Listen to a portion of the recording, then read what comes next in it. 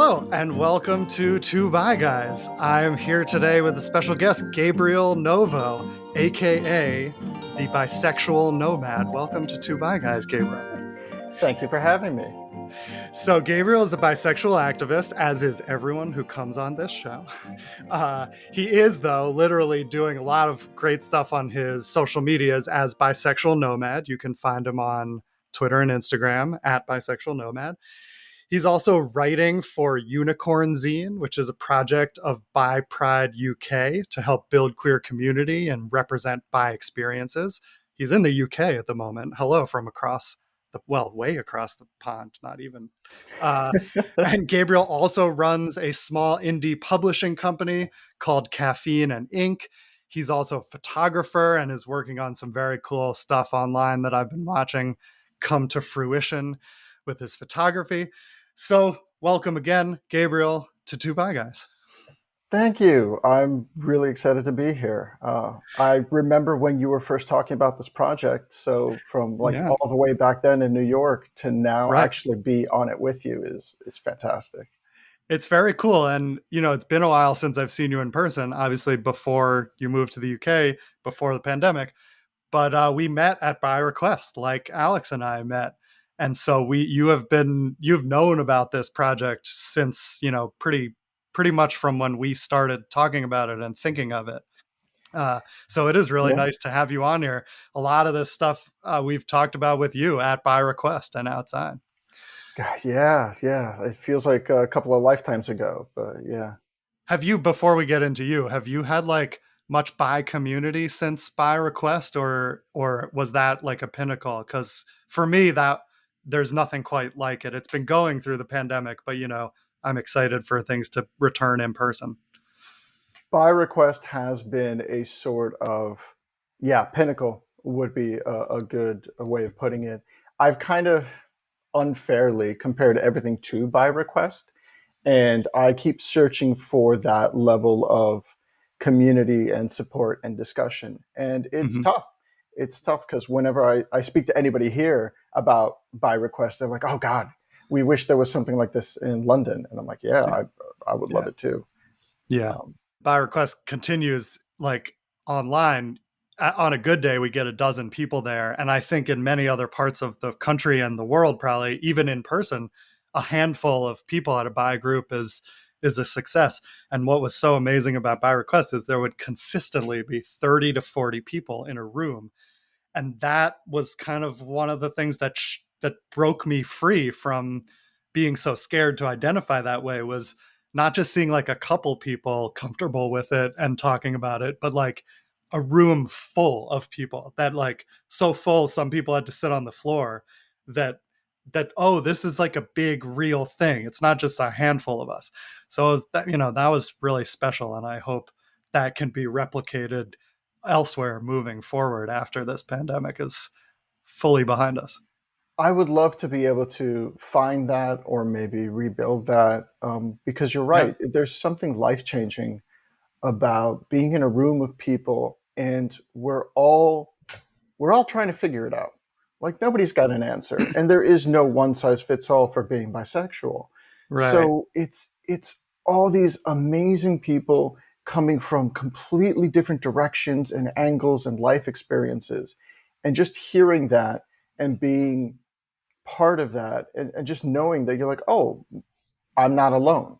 I'm not alone in being confused or being afraid to come out or in still trying to figure it out, even if I am okay with the label. It was so supportive in ways that I'm still trying to pick apart now. And totally, I haven't been to a Birequest since 2019, so it's been a while. Right, probably me either. I totally agree. It was such a diverse room with people of diverse experiences, and I didn't always agree with everything I heard, but even with so many different types of people, everyone had this thing at their core that was we get this, we understand you and why you're here, and what, even if you're confused, we've been there too. And so there's this core similarity, and then all these very different ways of expressing it and viewing fluid sexuality. So that brings us to you, Gabriel. Hmm. How do you identify, both on sexuality spectrums or any other spectrums you want to identify on? And let's start with that and take it from there. I'm curious what your identity means to you. Well, I am cisgender, so I am a man. I'm okay with that. Um, I Oh, am, just okay with it. We'll well, talk. yeah. We'll dig more into that later. There's some drawbacks to being a guy, so yeah, we can definitely chat about that later. Okay. But I'm bisexual, and what's funny is I'm a little older, so some of the terms I grew up with were older: lesbian, gay, bisexual. I mean, that was about it, growing up in the 80s and such. And it was in the Birequest room where bisexuality really, for me, began to settle and fit, not just from a personal attraction and romantic attraction way, but also from a political standpoint. I felt the need to say I was bisexual, even though technically I'm pansexual too, like that could fit. Hmm. But bisexuality, especially from a political standpoint, from a rights standpoint, from a community standpoint, became a very important label for me. Um, Cool. and that's where I am now. But again, I'm always interrogating that. I've met some really interesting people that have made me look at labels in general, and say like, okay, do we really need them? Hmm. And so I'm trying to continue to grow. Anytime you stop growing is when you die. So I want to still stay fluid. But yeah, all that to say Very is cool. I am cis bisexual. Very cool. So you really came to embrace it as this full identity in Birequest, but that was only a couple years ago. Actually, it seemed like you had a lot figured out as soon as you walked in that room, but maybe that room does something like that. Like it just gives people this confidence to really access stuff they've been thinking about. So I don't know. Walk us up to that point. Start earlier. Like when did you start to realize you might be something other than straight? I assume you identified as straight first, or maybe not. Maybe I shouldn't assume. Like uh, when did you start to realize stuff, and what was that like, and how did you get to this point? so I've always known that I've liked everyone from a young age. Yeah. Um, During that time in elementary school, when you realize that you want to start smooching people, I found out that I wanted to smooch the girls as much as I wanted to smooch the boys. It was just like, come on, everybody, let's smooch. And Cute. I've always had that. I've always had that. And when I was, and I've talked with you, Rob, about this before, but like for viewers at home, I was married for a long time. But Ah. in that relationship, I was still queer, though the term I used was heteroflexible. Uh-huh. Yeah, I have issues with myself about that. If people want to use it, that's great. But just for Hmm. me, looking backwards, it was a bit of a cop out. But um, I always liked multiple genders and expressions of gender, and it's always been with me. But I never had the courage or the confidence to come out fully until I met someone, actually. Uh-huh. Yeah. My current partner, who's trans non binary. And in Mm. being with them, I realized that they were living authentically and that I needed to bring just that same level of authenticity to the relationship. And it really kind of cracked me open. And once I had those beginning conversations, I realized, like, holy crap. Can we curse on this? I don't know. Can we? Yeah. No, Oh, okay. never. We never fucking curse on this show. God damn it, Gabriel. What the fuck are Oh, you doing? Trying to ruin me. Okay. so This is a kid. This is a kid friendly show. that's right. They're playing this on PBS now. I forgot. All the little kids listening to how I love getting rimmed and stuff like that. Okay. Okay. So I realized, holy shit, um, this is something that has held me back for Hmm. so many years. This is why I felt uncomfortable in rooms. This is with other guys. This is Mm, why I found myself wondering why certain gender roles were set up in certain ways, or why couldn't I do this being a guy? hmm What is the problem hmm with this? hmm Or what's the problem with me interacting with women in a certain way? What is wrong with that? Like all of this stemmed mm, back to my queerness and hmm being able to crack it open, being able to not have that secret hmm really has changed my life. And it's I understand the privilege in being able to come out. I understand that not everybody can due to hmm safety, due to location. I get that. Yeah. But if you can, it has been, and it's not hyperbole, it has been life changing. Yeah. Um, Even creatively, just not having that barrier, not having that self censorship has allowed me to open up what I talk about, what I photograph, what I write, how I interact with people, how I present myself. It has Right. just freed me, and I feel lighter and different. It's kind of funny. Yeah. I had to renew my passport recently, and the photo was from me 10 years ago, and that I don't recognize that person anymore. I saw you posted that. I almost didn't recognize that person either. There's like a I see pain. I see a Uh-huh. pain, and I see this like tightness, this closed off way of being. And then I look at the photo which I just took for the replacement, and I'm like, holy crap. First, my hair looks amazing. So like I'm Yeah, happy. I'm it happy does. Your hair does look amazing. Okay. I agree. I'm happy I went in that direction. But Uh-huh. I felt lighter. I saw it in my Yeah. face. And it's a, a way that I like to put it is sometimes you don't know how fucked up a situation is until you leave it and look Uh-huh. back. hmm And that's what happened to me. That's what happened to my whole looking at heteronormativity in the rearview mirror was hmm like, it was really fucked up. And I hmm didn't realize how fucked up it was because I was just surviving. I was just trying to make it through, play the game in the way that it's meant to be played so that I can win, have a job, have a career, because if you're outwardly queer, these things are not guaranteed. Yeah. Um, so yeah, it's been a lot. That was a great intro. I've so that like sparked so many things as you're talking.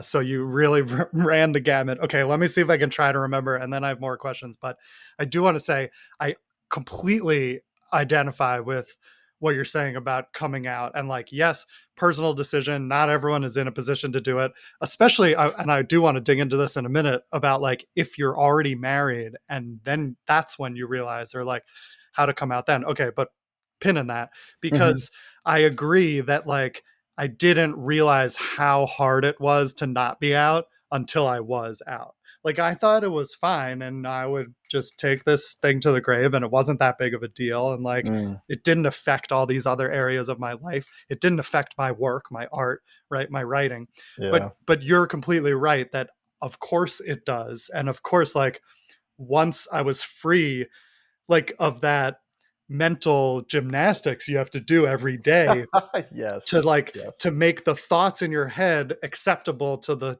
society we're in like that's really difficult and once I was free of that it was the only time I realized it how difficult it was and like it's not just about sex like it that's what it where it starts for a lot of people because it's like hey why are these the rules Hmm. why can I only have sex with this type of person but it's also about the our gender roles and then it's about like so many other things and monogamy and heteronormativity and like rules of society in general and accessing yourself versus fitting in society so I completely understand that. Thank you. I mean, it's been bubbling for a while now. Yeah. I Yeah. think I don't know about you, Rob, but I've had a lot of time on my hands recently. I've been Oh studying yeah, why is that? divorce. Yeah, How, like I don't you know. haven't been busy? I'm taking a sabbatical. I'm just no. Cool, cool.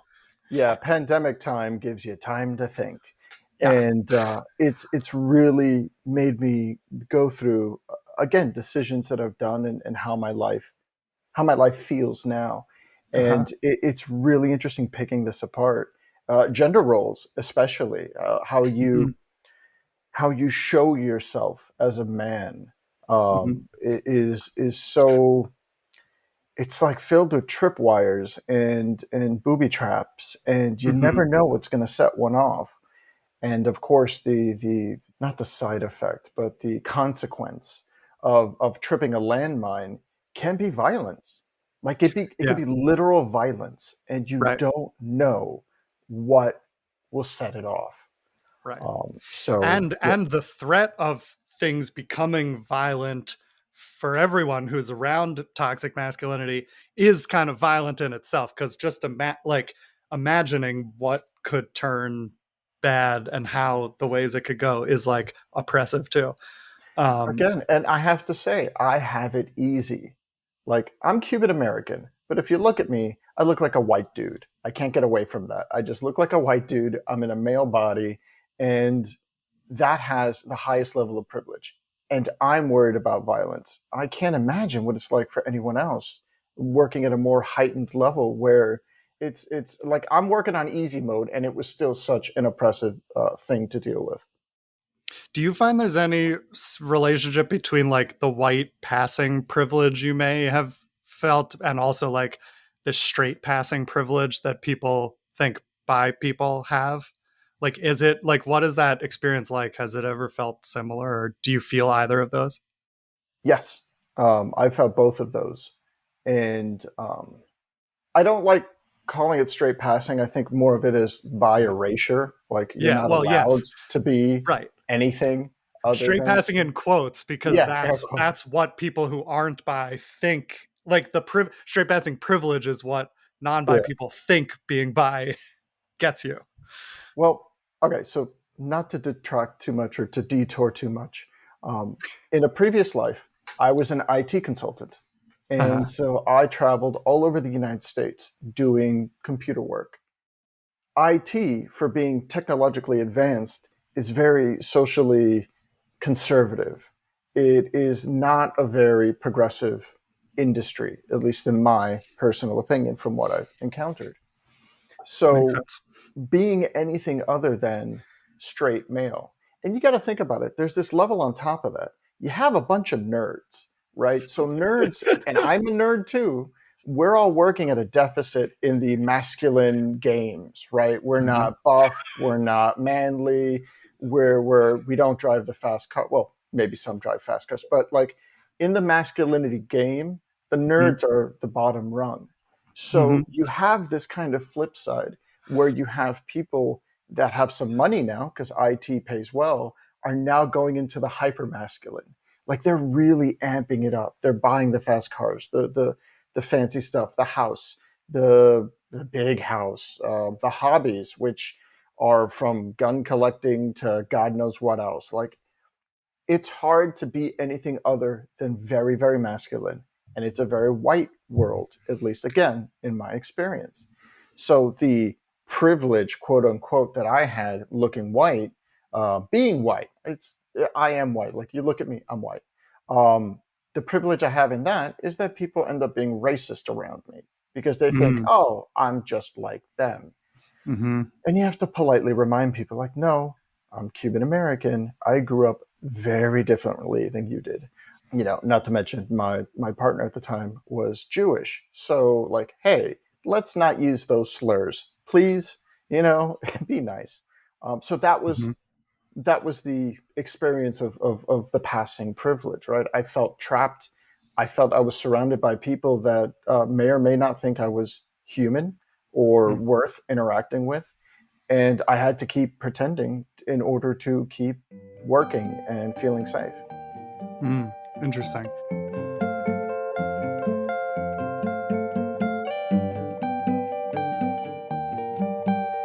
I want to ask about your relationships a little more, because so I also identify with your current partnership with a trans non-binary person. My partner is also trans non-binary. But tell us, and like I think that there's been interesting, as we've talked about, like ways that that opens up space for each other, like the people exploring gender fluidity and sexual fluidity. So we can talk about that in a minute, but jump back to your first relationship if you don't mind telling us a little more. Like how how old were you and long were you married, and did you identify to it's your wife, right? Or was Yeah, it yeah, this yeah. woman? Did you identify as bi to her or heteroflexible, or like did you guys ever talk about that, within the relationship? However much you are comfortable sharing. How much time we got on this podcast? Um, I met my ex when I was very young, probably 19. Hmm. We got married very young. How much later? I was probably 22, 23. Okay. Okay. So we spent a couple of years together before getting married, and we were together for 15 years. Whoa, And yeah, that's a lot of years. it's a chunk of time. It Uh-huh. is definitely a chunk of time. But I was always myself as much as I could be, as much as I allowed myself to be back then. My ex and I would go to gay clubs. We would go to. We had oh god, we had some great drag friends, drag queen friends down in Miami. It was a blast. You have never partied harder than if you've partied with drag queens. Oh my god, I agree. it's difficult to keep up. Yeah. So I was. We were both I don't know what my partner would officially label themselves as now. My ex partner. Hmm. But the actions were very much queer, bisexual. So we were Okay. a couple of bi folks having a good old time. And so So that part, were you not monogamous? we occasionally enjoyed a special guest star, Okay. would be the way I would put it. Okay. But I didn't have the language back then or the maturity to say something like, now I am polyamorous, ethically Uh-huh. non-monogamous. Uh-huh. And I also understand how much work goes into that. It's not just an open relationship where, shh, don't tell Uh-huh. situation. But no, we were open in that regards. We would have fun with somebody else together. Um, it wasn't, thankfully it wasn't like a possession thing. It wasn't like you can't. It's just we never developed it past Hmm. that. Okay. And yeah, so I was heteroflexible for the entire time.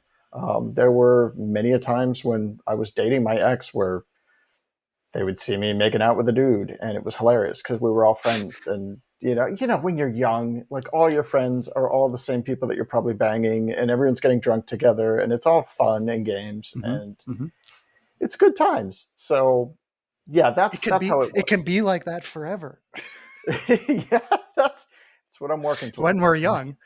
When we're That's the young, and now hopefully now also can yes, just yes.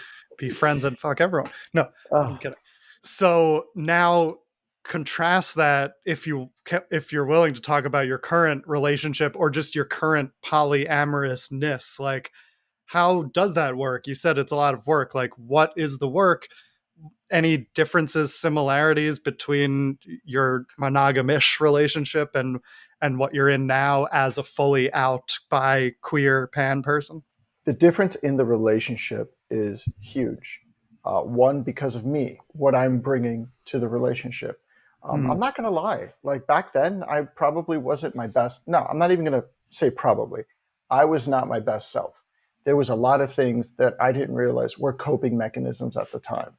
And coping mechanisms along with socialized behaviors that were part and parcel of like the job or being a dude living in the South, which is a lot of excessive drinking, a lot of bullshit like that. And so I was not I was not my best self. And it was good until it wasn't. And that's a different story and a much longer tangent. I won't go into that. But my relationship now is one built on openness and communication and honesty. Like that's Yeah. been Yeah. the biggest difference, this kind of raw honesty Yeah. where you can just admit to your feelings. You could admit that you fancy someone. Yeah. Your Yeah. partner could admit that they fancy someone. They could go on a date and you'd be like, oh, I hope they have a good time. I hope they have fun. I hope they meet someone interesting. Yeah. It's very supportive. That's the thing. Like, it's so supportive. I have a beautiful little polyamorous family right now. So it's me, my partner, and my partner's partner. And we all live together, and it's great. And we take care of each other and we support each other. And we're allowed to ask for help and be Hmm. helped. We're allowed to be vulnerable. Actually, that might be the key. Being allowed to be vulnerable has been incredible. It's I can't even describe it. Like life changing is too trite of a phrase for it. Like to be able to be open and say, I'm struggling, I need help, or Totally. I'm going through this stuff, I would like to talk to you about it. And to be have that space held for you in Yeah. a way that doesn't feel judgmental, in a way that is supportive. Oh my God. Like really, I have no Yeah. words for that. I know exactly what you mean because it just reminds me of something that happened like a couple weeks ago where I went and met someone on Grinder and went over there, and it was like not great. It wasn't like Mm, anything bad happened or anything that I like was uncomfortable with, but it also just like I had an expectation of what was going to happen and it wasn't really that. I wasn't very turned on and it was just like kind of a bust. mm, And I got home and was able to talk to my partner about it and they like had supported me and like it turned what when I was single might have been just like really annoying and frustrating and like demoralizing into actually a nice bonding moment for my partner and I. And on the flip side, like that's more rare. On the flip side is like what you're talking about, which is compunction, I guess, which we've talked about here. Do you know compersion. compunction? What? Compersion. Compersion. What's Yes. compunction? I don't I even don't know what know. compunction is. It's just another word that sounds similar. Compersion Compersion. Yes. is the Yes. thing where, you know, the opposite of jealousy, taking pleasure in your partner's joy. And that's what we have most of all. Like if my partner goes and has a date or has sex with someone and has a good time or get especially if they get something out of it that isn't what I normally provide, right? Yeah. Like I love that. I'm like, that's great. That's awesome for you. And it's really nice to have that like radical honesty and just be open about everything. It makes me think of like people who cheat, you know, in Mm, heteronormative monogamous marriages. I'm like, I will never cheat on anyone again because I not that I never did. Like I just can't imagine not talking about that and keeping that secret. It reminds me of being closeted and the mental gymnastics it would take to do it. Just like once you've been so honest and broken through the barrier of talking about these taboo things like polyamory or non-monogamy, it's very difficult to go back. it really is. I also really identify with what you were talking about like how the relationships were different, not necessarily because of your partners, although that may affect it, but because of you and who you were and where you know where you were. I think that's so common, and not a lot of people talk about that. Of like, but my relationships before I came out were so different than after, even the ones after with women. So, like, I was a different person, and I was more open and comfortable and confident, and like I know we're always looking for, I mean, not we, but you read online a lot about, Mm. especially straight people, looking for like a checklist or like these are disqualifiers or this is what I want in a partner. And it's so much more important, like who you are when you're in a relationship and what you're bringing into it, and all that is like not just half the battle. It's like more than half. I mean, it's not 100% because you also need a supportive and partner who clicks with you, but it's so it's so important like where you are when you enter a relationship Very true. and how you grow together.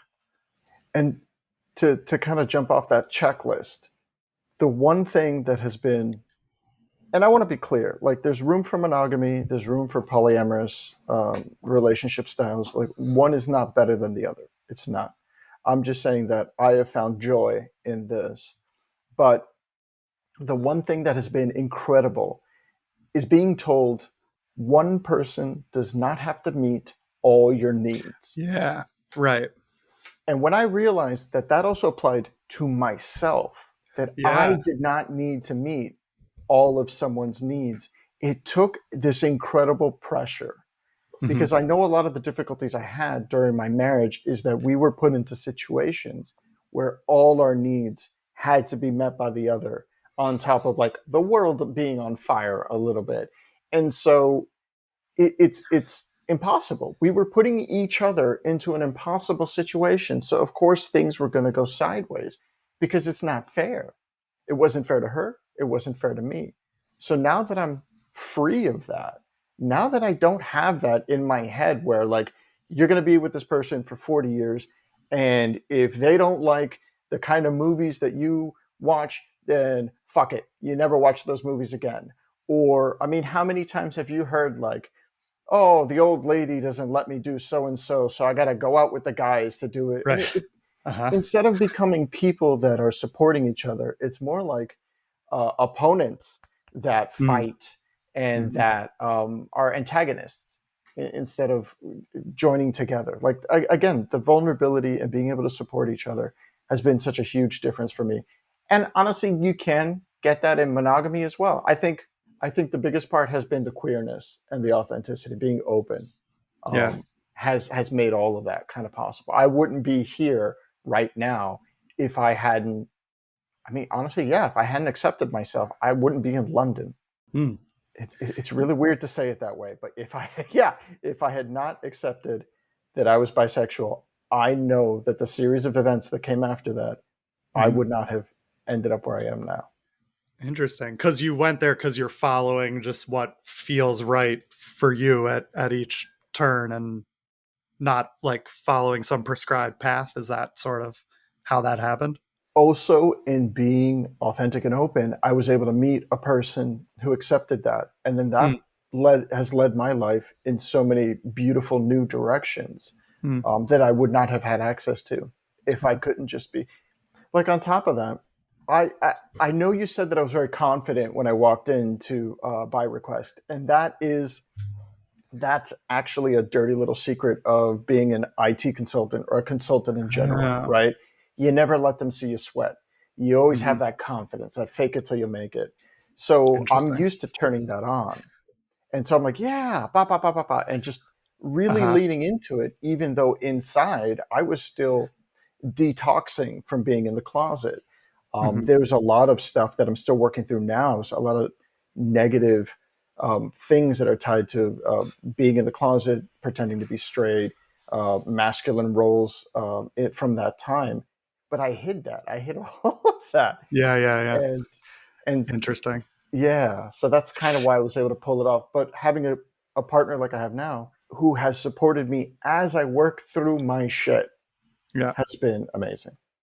That's awesome. It's interesting because I think if you probably met me a few months into my time at Birequest, and I was probably getting more confident by then. But I have had people from Birequest tell me who were there like when I first started going, Rob, you seem so different now. Like when you first came in, you were like closed up. Like literally, my body language was like closed off, like hunched, like nervous, small, making myself small. Like I remember walking in wanting to sit in the corner of the room and not talk, like the back corner. And That's a then it's big a move. circle. Yeah. And it's a circle of chairs. And so I couldn't. And so I ended up talking. But the transformation was something I didn't even realize for myself, like how different I was. And then, I really opened up metaphorically and literally my body language. I just became more comfortable. I was gonna say, when I met you, you were super chill, just splayed out on the floor, just like, yeah, come on Right. in. My request is great. You were Exactly. so welcoming, Yeah. and comfortable, and that's Yeah. so hard to find someone who feels comfortable in Yeah. their queerness, and for people that have been in that straight world for so long. Right. Right. It took me a few months. I was not there at the beginning, but I guess by the time you walked in, I was. Um, Last question on this stuff, but like we get so many listeners to the podcast who are married, and like you, many of them got married young to a cis woman, and maybe only fully began to explore, or in some cases explored at all, their bisexuality after they got married. Do you, I mean, your story alone is helpful for people, but do you have any thoughts or advice for like, what it means to be married and figuring this stuff out for people in those situations? I've actually seen some of these relationships. I've bumped into people who have been queer, and typically just it's been the guy. The guy has been queer and exploring, and the wife is kind of like along for the ride. Um, the one thing I could say is being honest and having real vulnerable communication before you do anything Uh-huh. would be your best chance of success. Because I've encountered so many people who just feel like you could see the hurt on the partner's face because they had someone in their lives who kept a secret. Now, granted, I understand that. I understand the keeping of the secret, but the way that they revealed it is by cheating on them, Hmm. and that Hmm. is it's like stabbing someone and twisting the knife. It is Hmm. this betrayal and this pain, and it doesn't have to be that way. Right. It's scary. It is so fucking scary to come out to someone who you love who doesn't Right. know that you are. It may be a family member or a partner or a friend. If you love them and you care for them, it's still scary because you don't know if they're going to accept you. But you Right. have to start there. You have to Right. start from that moment of vulnerability and honesty because you can build some amazing stuff from that point. But Hmm. if you start from another point, if you start from a point of deceit, if you start from Right. a point of pain and betrayal, it's it's going to be much harder to recover from that or to maintain what you have. Right. That makes so much sense. It's good advice. I also think it's like a little bit of a catch 22, and it can be hard for people because I don't know how to, if there's a solution to this or it's depends on the person, but it's like, I think many people, even if there's no cheating with someone else, just the fact of keeping this information from a partner can feel deceitful or can feel like cheating in a way. I totally understand why it happens. And for many men or women who are exploring sexuality also, or gender identity, like it's all the same. It's like you have to explore it yourself and figure it out yourself. And you don't necessarily want to come out to a partner and threaten a relationship if you're not sure about something. Like you want to kind Yeah. of know first. But then the longer you wait and figure it out, and you're not telling your partner, they may feel a certain way about, not knowing all this about their partner. So it's like it's like you kind of have to take that leap, but at the same time, that can make it harder to really fully explore yourself if your partner isn't going to be supportive. I don't know if you have a thought about that. It's very hard. Yeah, I did think about that, and my luck was that I was in between relationships, so Uh-huh. I started from the I'm bi up front, and that helped. But every time that I kind of kept it secret when I was dating between relationships and then revealed it later, it never really went well. It was just better to be upfront because if some people reject you, great. They weren't meant for you. You know, if they can't accept you, was if they can't accept you on your worst day, they don't get you on your best day. So if this part was a red flag for them, great, go somewhere else. I'm going to be with Yeah. people who like me for me, not like a Yeah. version of me. Right. Right, exactly. It can be so hard because you might be threatening a relationship, right? But at Yeah, the same time, if who you are threatens a relationship, it may not be a good relationship for you because it's very important to, like, being who you are is just as important or probably more so than any relationship you're in. exactly, Um, exactly. yeah.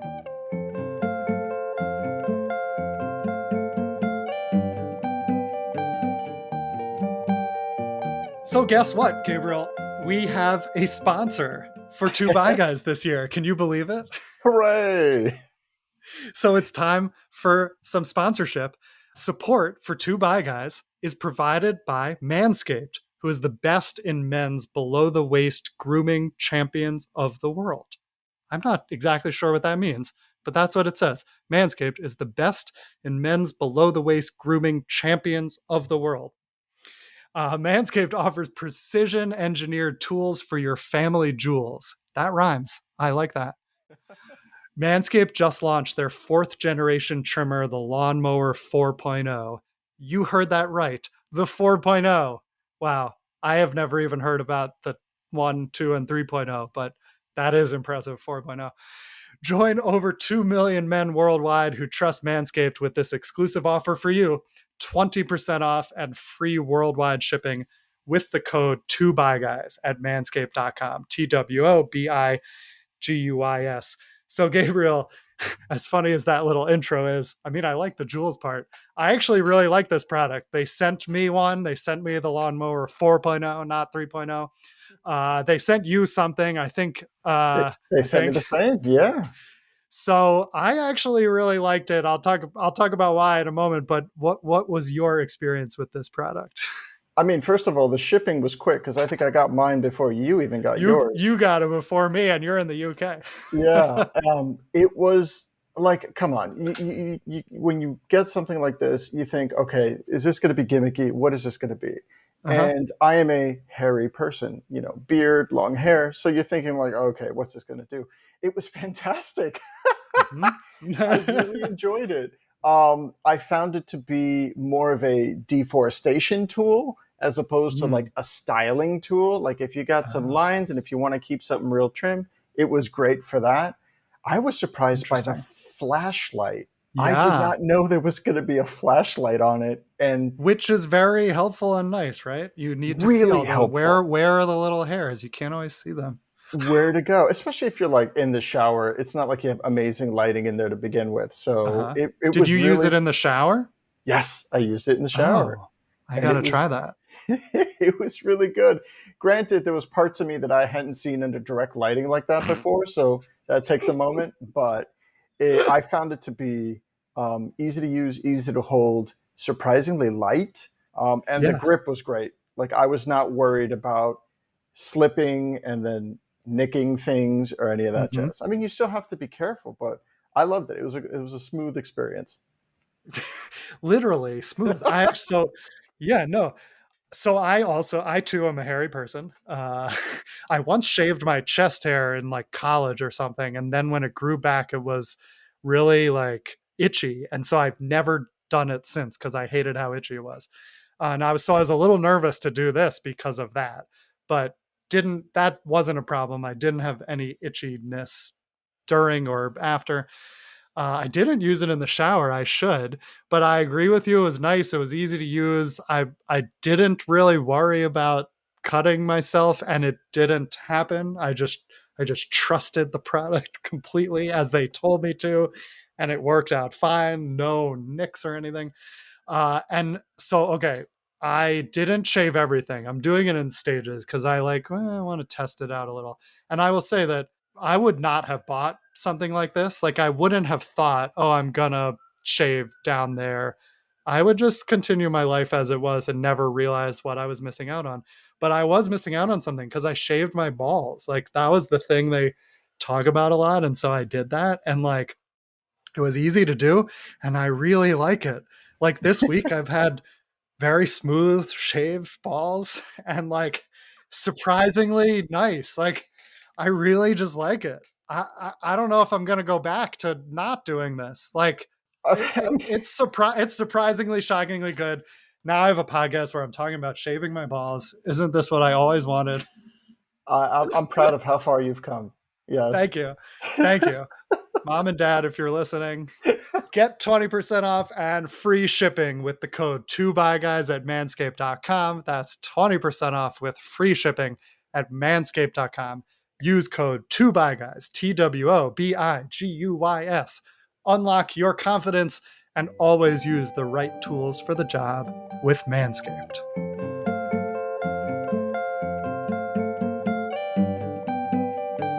Okay, new topic. I asked you what you wanted to talk about today, and you had a very interesting topic. I'm just going to read some keywords that we were talking about and then have you explain what you were thinking, and we'll get into it. But we wanted to talk today about toxic masculinity. This is a Mhm.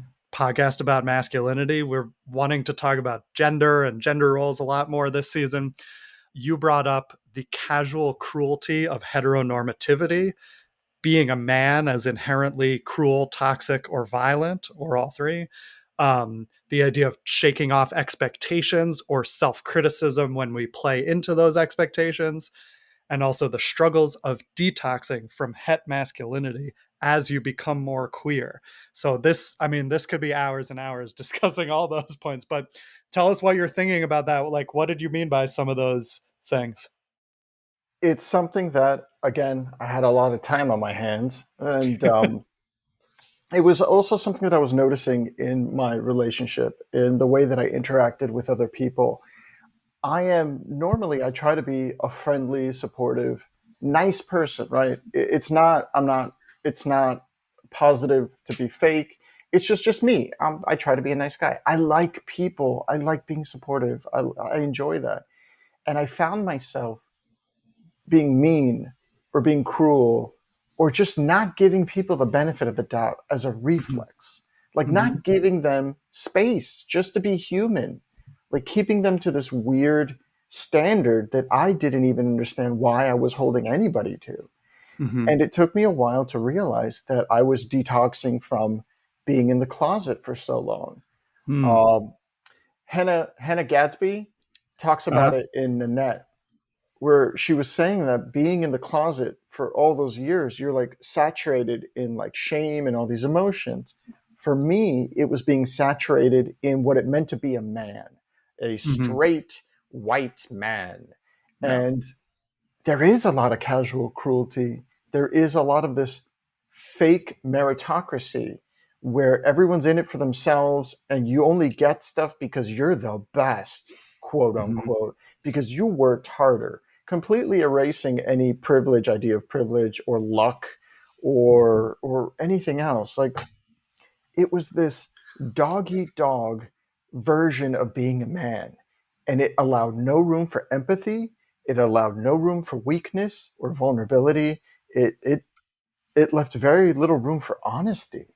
You had to Yeah. play a part. You couldn't be as honest as you would want to be because that was frowned upon.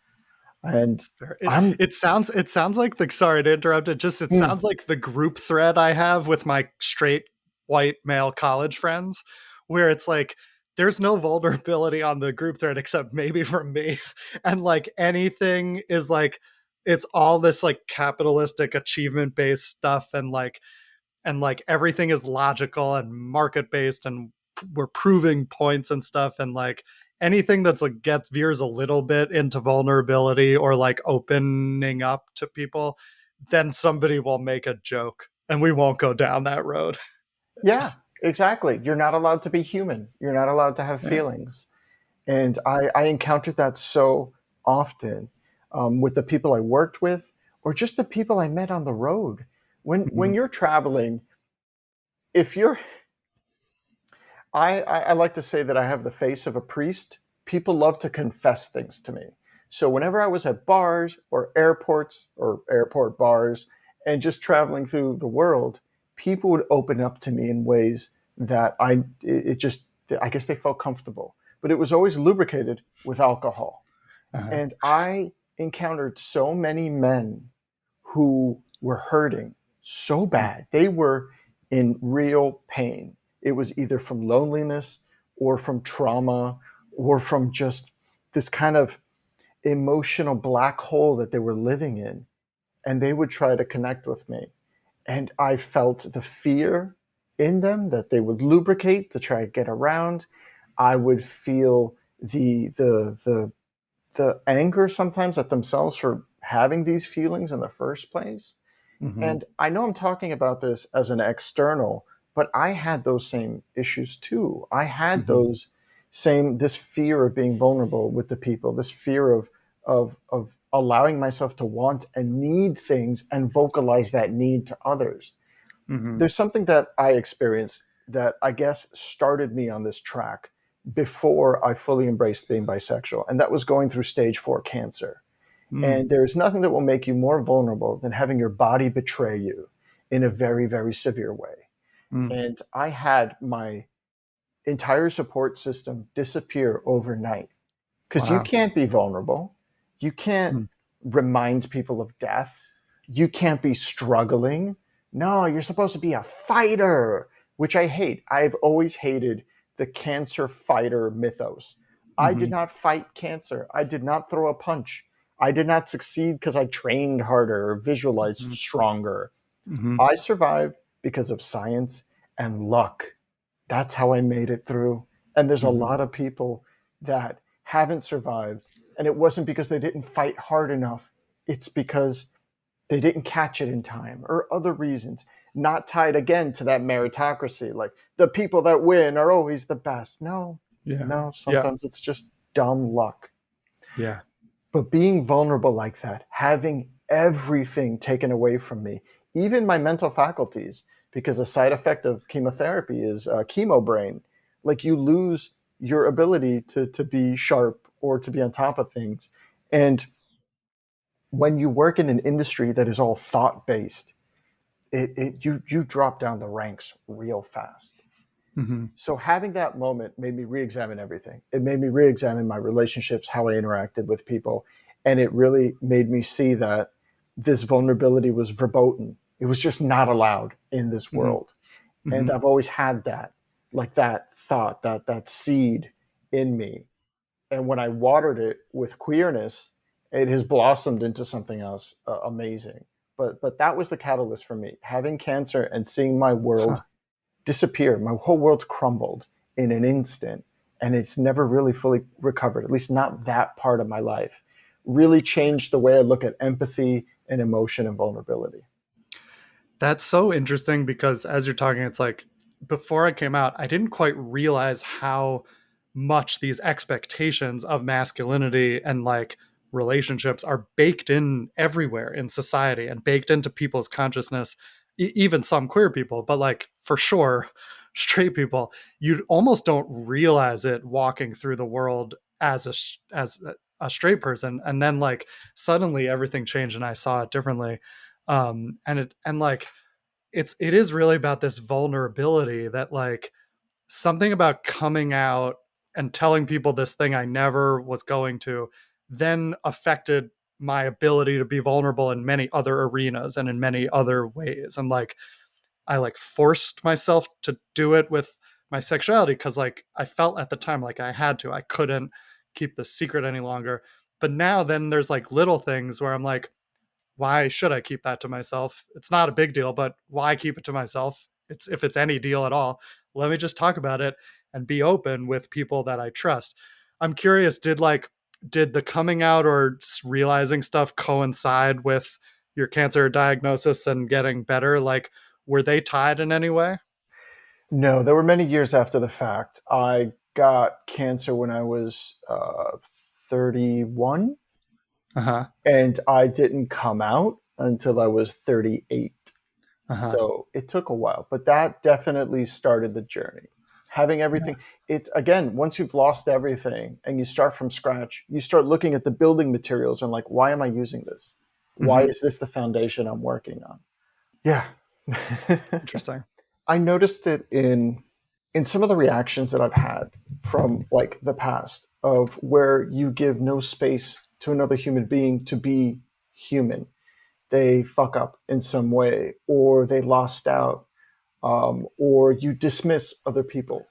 Like that's the other thing too. Again, when your whole identity is tied around this alpha male lone wolf bullshit, and you only think of yourself as a singular unit, then you only interact with people based on whether or not they will help you achieve your goals. There's Mm-hmm. very little sense of community. There's Mm-hmm. camaraderie, but there's no community. There's no real Mm-hmm. support.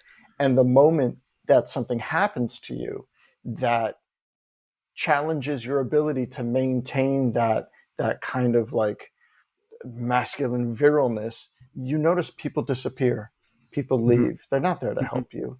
And so like with the cruelty is the whole like if someone is emotionally struggling, like I found myself doing this and I really hated myself for it. Like if somebody is emotionally struggling, it's like just suck it up. Like that thought Yeah, came yeah, in yeah, my yeah. head. Just suck it up. Mm-hmm. Where the fuck does that come from? Mm-hmm. Why aren't people allowed to process their emotions and Right. show the vulnerability? Why am I so uncomfortable sitting here with someone and not trying to fix it, not trying to Right. give them advice, just trying to be here with them in the moment and support them? Why can't I do that? Why is that against the reflexes that I've had for the past 30 plus years. Right. And it's totally counterproductive to keep that stuff bottled up. Like, to conform to those masculine expectations doesn't help anyone. Like, it No, might it make doesn't. it like nicer to be in public because you don't have to talk about hard shit. But like, bottling it up just makes it worse. And that's when masculinity becomes really toxic and potentially violent, is like when people have bottled it up and they can't express it. It's gonna turn into something. It's gonna come out some way. I have worked with people that, again, in my consulting days, I had a lot of exposure to masculinity across the spectrum, from the virile masculine to the disabled to the queer to like the people on the edges of it. And I've seen people in tears because it's finally coming out, right? Though it's also probably because they're blackout drunk at that time. Like it's sad that it gets to that point, but you can see this pain. And then what's even worse is after it's released, after they've had that moment, they just bottle it up twice as hard and berate themselves. They're like, well, fuck me. I shouldn't have done that. I shouldn't have slipped. I should have stayed strong, been stoic. And then Yeah. I mean, the number of people that I've encountered that drink to self medicate Hmm. because of the reason that they don't know how to cope. They don't know how to Hmm. deal with their emotions. They're not allowed to be vulnerable. So they press it down or they numb themselves to it. And I'm not talking just externally. I numbed myself to a lot of it. And Hmm. only Hmm. looking back, again, only being outside of a fucked up situation did I realize how fucked up it was. Only in Right. looking back did I realize what I was doing to myself in order to Yeah. just make it through this version of the world. Right. I think there's some interesting similarities between like 12-step programs and like detoxing from an actual substance, and also detoxing from heteronormativity, which is the way you put it. Like, it's Yeah. a great way to put it because I think it's so related. And probably the thing that comes up for me first of like the parallel is this vulnerability, and is this like being okay with not being okay and sharing that and asking for support and giving support to other people. It's something that I've encountered in both worlds. Like, Hmm. I've been to Al-Anon because I have a family member in AA, and it really felt very similar sometimes to going to a Birequest meeting, because you're getting support from each other. And it also kind of, I think, shows you how baked in like capitalism and patriarchy is with heteronormativity, that it's all this like hierarchical system of achievement and of rankings, and of like, if you're more successful you must have done better things. And then you get to these communities that are, more socialist, and like, and it's coincided in me with like a drive toward my politics being more socialist. And like, I think that, what do you call it, mutual aid, I think it's mutual aid, Yeah, mutual aid. is Yes. like is like this concept that I didn't really have access to before. And so many of my straight white male friends still kind of can't wrap their heads around, because capitalism is so baked in. And that's the system. And Exactly. you know if you have more, then you must have done more retroactively to earn it, but that's not always the case. No. And what's so wrong with helping people? What's so wrong with caring for the people around you? Like, why are we all trying to silo ourselves off into these little spaces where nothing gets in, but nothing Yeah. gets out? Uh-huh. How do you live that way? It's so isolating and Yeah. so painful. Like Bill Burr makes a joke about it. Guys having a heart attack at 40 because they can't admit a puppy's cute for like 30 years and been pressing it down and it just pops. Yeah. Yeah. It's like, why do you have to live that way? Yeah.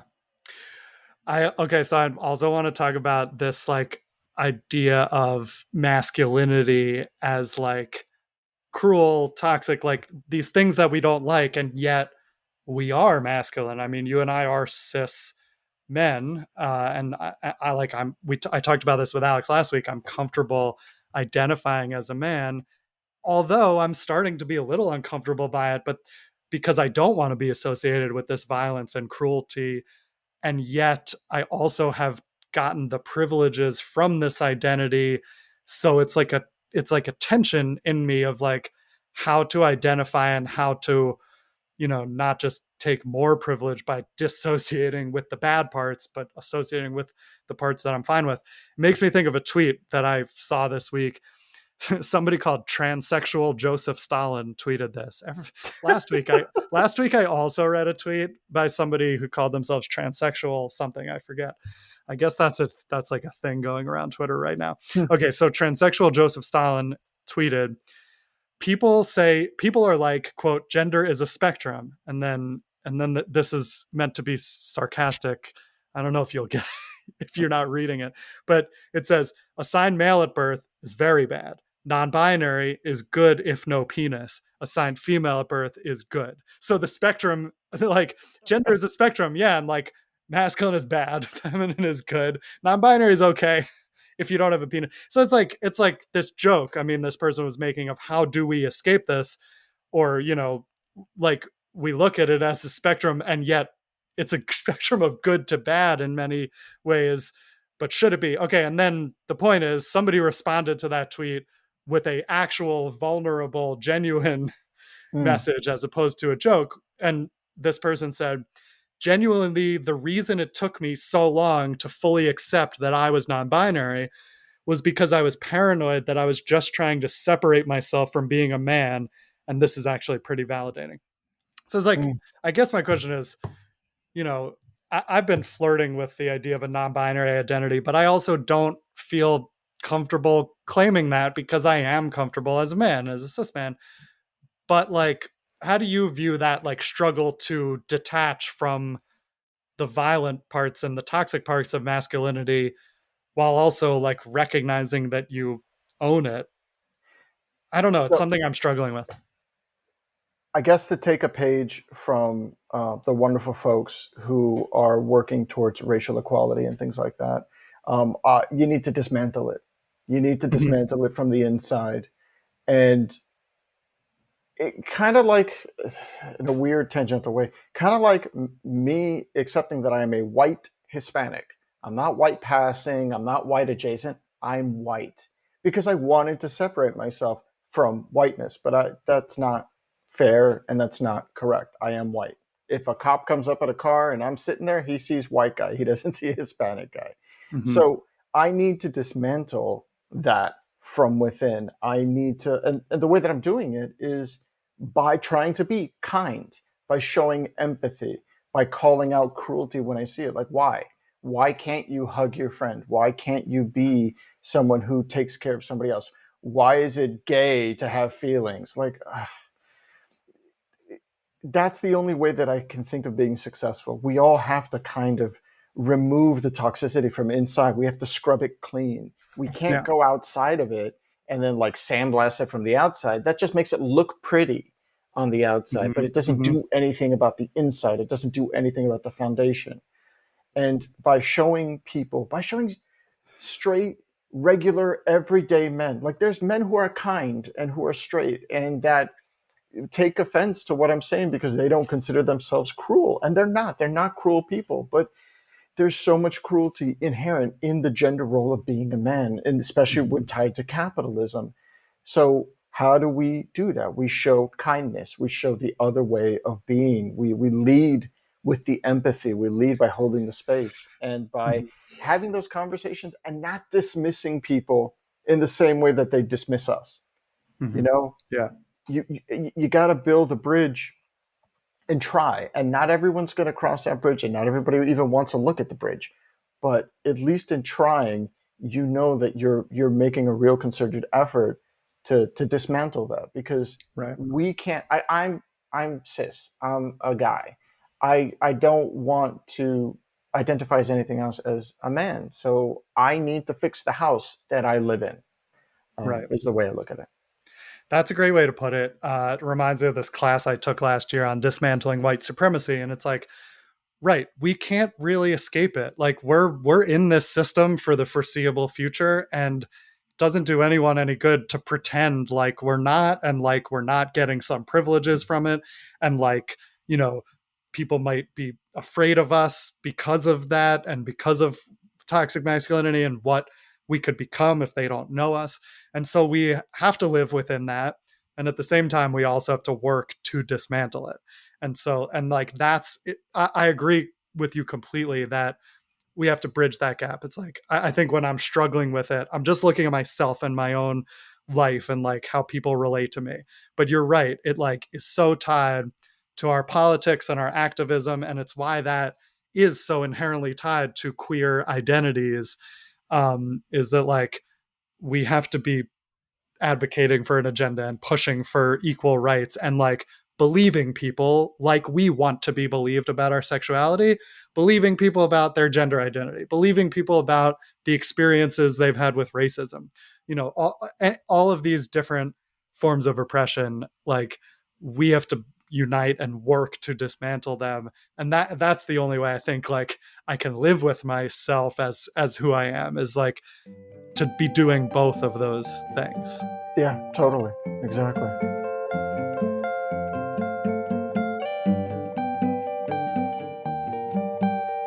We're going to do a little bit of Q&A, and it's actually kind of, some of them are a little related to what we're talking about. So let's jump right into that. Somebody wrote in, I'd say an episode on masculinity would be a great topic. This is exactly what we're talking about. This person wrote, a lot of, in particular, a lot of masculine stereotypes kept me acting like someone else for a long time and prevented me from accepting myself and coming out. There could be some great stories about how some of us who identify as male have had to navigate the standards of toxic masculinity while living out a lifestyle that goes against a lot of what society expects of men. I mean, we've basically touched on this, but does that bring up anything else for you about like preventing you from accepting yourself by conforming to stereotypes? I mean, yeah. Every every day that I was still in the closet, I was. You're not going to have a conversation with guys and be like, "Hey, I really like this musical that came out," or Right. like, "Oh, I saw this chick flick," air quotes, and I thought it was really well made. It was really emotional. Like, you can't have that. You're not allowed Yeah. to. So you Right. can't. It shuts you down. It's right. You have to navigate it, and it is restrictive and weird, and it does prevent you from realizing, because then you have that self-talk like, why do I Right. like this stupid shit? Why do I like this? This is Right. girl stuff, or this is other Yeah. people's stuff. And you end up like whipping yourself with the same thing that's whipping you from the outside. You keep yourself trapped in that cycle. Right. um, On that topic exactly, like I loved musicals growing up. I mean, I still do. I think it's my favorite thing in the world, a good musical. And I grew up in New York, and my parents took me to stuff. Thankfully, like they were into it too. And it was this weird thing that I like hid from my friends and didn't really talk about, even though like once I had a car and I could drive around in a car myself, I had all these show tunes in my car and I knew all the words, and I would literally drive around town and be singing the songs. And then if a friend got in the car with me, that CD came out before they got in the car and went back in the CD folder. This is wow. before MP3s. And like, I did not listen to musicals with friends because of it was not masculine, or I was afraid it would be seen as gay. Like it was seen as gay if Hmm. people heard. And in my head, I was like, why are these things conflated? I'm have relationships with girls. I like girls. I was still like kind of repressing my thoughts toward men, but I was like, why is this related at all? And it is because this idea of masculinity and sexuality are very tied together, and we don't let feminine men be straight or be bi. Like it's all tied together. There's another question on the same topic. Let me read it. Somebody said, I think acting romantic and presenting as male are pretty conflicted in Euro based societies. Boys don't cry, boys don't hug, boys don't show feelings. That sort of guidance messes people up to the point where I feel if someone's seeking out a male companion, they feel kind of obligated to keep it friends with benefits only, sex only, no feelings, just feeling each other up. So, like, how can we remove the effects of toxic masculinity from the bi guy experience? Blah, blah, blah. What do you want? What if you do want romance or a male romantic partner? I mean, we don't have to get into that so much, but it's this idea of like being romantic isn't so masculine, or like it's only masculine if it's in a certain constrained, like heteronormative way of like buying someone flowers and chocolates and like it's still very dominant in a way. I don't know. Yeah, more that the only form of romance that's allowed is sexual conquest. You Uh-huh. know, that's if Right. you're a guy, then you just sleep with a lot of people, and that's romantic or whatever. Um, it's also strange that I don't know if Eurocentric would be the term I would use. I feel like that's more like maybe American because growing Uh-huh. up in a Hispanic culture down in Miami, there was a lot of hugging and touching and kissing on cheeks and stuff like that. So it is interesting how toxic masculinity or these rigid forms of masculinity are a little different as you go between cultures. Um, but yeah, romance is frowned upon. Having emotions is frowned upon. If you like somebody too much, you're a simp. If A you show simp? your What? What's a simp? uh, I don't let me not let's retract that one. But like I don't. We Okay. don't have the time to get into that. Okay. If you have emotions, you're gay. If you like someone and tell them, like that whole concept of being into somebody and Right. not just being honest and saying, "Hey, I like you. I think you're cool." You play Right. these Right. bullshit games where you're aloof or you don't want to be honest Uh-huh. or you give that Uh-huh. hard to get or whatever shit, as opposed to just being like, "Hey, we only have one life to live, so I might as well use the time well and admit that, hey, I think you're pretty cool and I would like to spend some of my life with you." Right. Why is that so verboten? Why is that so frowned Right. upon? Right. Yeah. It's so simple when you say it like that. And yet I know that I was so locked into this extreme fear of rejection. I think so many men, especially straight men, have this intense fear of rejection, whether they realize it or address it or not. And that causes so much violence too, because like you're gonna be rejected sometimes. Not everyone is gonna like you. And like Yeah. it's good to put yourself like and that fear gets people so worked up. And yeah, why can't it just be like that? I remember I would like what growing up, the thing I looked for was someone who was into me, not like who am I into and then how am I going to talk to them about it. It was like, oh, that person likes me, then okay, that's good. I like them now because that solves the rejection problem. I know I won't be rejected. And like that was how I had a lot of early relationships. So just like going along with it to avoid rejection. And what like a weird kind of domino effect. You don't have the Right. ability to deal with your emotions and you don't have the ability to deal with rejection. So when you are rejected, they just hit each other and it causes a Right. series of events that, yeah, sometimes Right. leads in violence or Right. anger or other Right. sorts of Or coping things. depression and anxiety and other or like other coping mechanisms that only make it worse. When if you just started from the, hey, I can deal with my feelings because I've learned how to process them because I can admit to having them, Right. no dominoes. Right. Right. Now I can go to a sex party and walk up to someone and if I get rejected, that's fine. Okay, move on. Move Go on. back Yeah. go back to the bar, have a drink, find someone else. Be friends with the person. Okay. Be friendly. Yeah. Okay. Last question. Any books or TV shows or films or stuff with bisexuality or queerness in it that you've been enjoying lately? I have been comfort watching a show, and comfort watching is something new for me. I tend to watch a show and that's it. I don't go back to it. I move on to the next thing. But I've been watching Greg Araki's Now Mm. Apocalypse. It's the only Ah. TV series he's done. He's known for doing Doom Generation and Nowhere, and I think Living at the End is one of the other ones. And Mm-hmm. he was part of like the '90s queer cinema wave that came out. I love his stuff. It's really great. Yeah. And the show, actually, it's co-written by By somebody Carly you know. Shortino. Carly Shortino, season 2 guest. Yeah. Yes, exactly. Like she and Greg and her, they both came together and wrote this version of the world where being queer and being vulnerable and just being yourself is like celebrated. Yes, everyone is gorgeous, so that really helps. But the bisexuality is like it's there. Or you have a character who identifies as gay but has a moment with a female partner, but then it's not like a moment of self hate. It's just like, hey, this was fun. I wanted to do it. It was so casual and so accepted, and it was really beautiful just seeing that kind of relaxed people being themselves and not Mhm. judging each other about it. and being hot and being in LA and having lots of sex. It's Mhm. yeah, it's been a great watch. Yeah.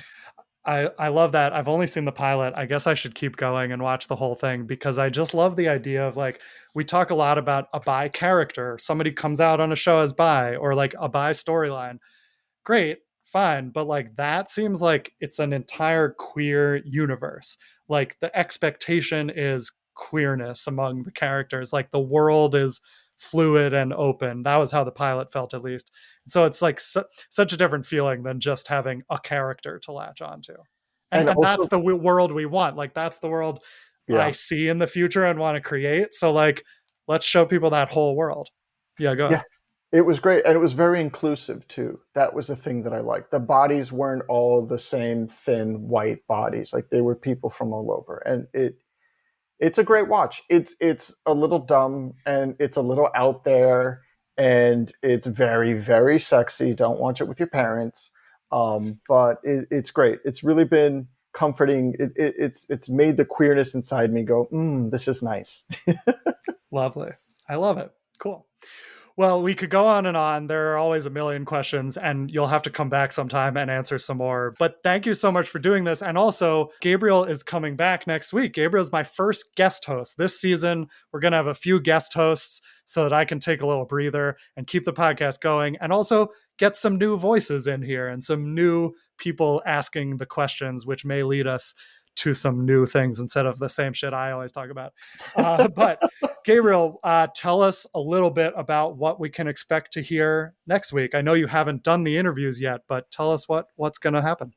So I'm currently living in London, and if you've looked at the news, there's a lot of issues going on with trans rights here, and there's also a lot of transphobia and misinformation in the media when discussing this very important topic. So I will be interviewing three bi trans masked people about their day-to-day lives, what it's like to live in the UK. They don't all live in London, and they'll be sharing what it's like to be a bi-trans mask in here. And I feel that them telling their own stories is what's important. Like you said, voices are like, I shouldn't be saying it. We should take it, directly from the source. So I'm very excited. Awesome. They're very cool Me too. people, and I'm looking forward to the interviews. Me too. That's awesome. It was such a great idea you had because like there's so much overlap between the bi and the trans and non-binary community, and we've been wanting to dig into that. So until then, thank you, Gabriel, for being here on Two Bi Guys. It was Thank you for awesome. having me. This has been incredible. Yeah. Looking forward to having you back soon. Yes. Two Bi Guys is edited and produced by me, Rob Cohen, and it was created by me and Alex Boyd. Our music is by Ross Mincer, our logo art is by Caitlin Weinman, and we are supported by the Gotham, formerly IFP. Thanks for listening to Two Bi Guys.